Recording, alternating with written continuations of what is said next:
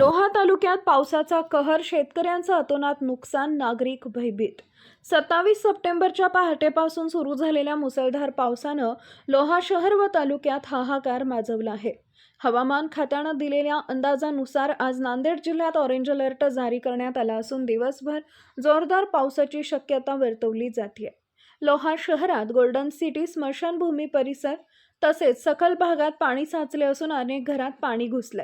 दुकानदारांचा मालमत्ता वाचवण्यासाठी शर्थीचे प्रयत्न सुरू आहेत। स्मशानभूमी परिसरातील काही दुकानदारांनी व्यथा व्यक्त करताना सांगितले की प्रत्येक वेळी पावसात हेच होतं, माल खराब होतो पण सरकारकडून काहीच मदत मिळत नाही। लोहा तालुक्यातील डोंगरगाव, अडगाव, धानोरा, हळद, काबेगाव, चितळी, देवळगाव आणि लिंबोटी धरणाच्या खालच्या भागातील गावकऱ्यांची शेती पाण्याखाली गेली आहे।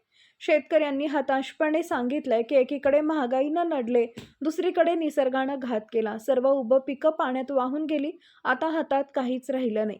लोहा शहरातील भीमा नदी दुतडी भरून वाहत असून तिच्यावर झालेल्या अतिक्रमणामुळे पाणी शहरात शिरल्याची नागरिकांची संतप्त प्रतिक्रिया आहे। डोंगरगावसह अनेक गावात घरोघरी पाणी शिरल्यानं नागरिकांच्या घरगुती वस्तूंचं मोठं नुकसान झालंय। दरम्यान प्रशासनानं दक्षता घेत सर्व शाळा महाविद्यालयांना आज सुट्टी जाहीर केली आहे। मात्र सकाळपासूनच वीज पुरवठा खंडित असल्यानं नागरिक अधिक त्रस्त झाले। आज दिवसभर जोरदार पावसाचा अंदाज वर्तवण्यात आल्यानं नागरिकांमध्ये भीतीचं वातावरण असून परिस्थिती गंभीर व धोकादायक बनली आहे। जनतेचे मत, न्यूज नेटवर्क, लोहा, नांदेड।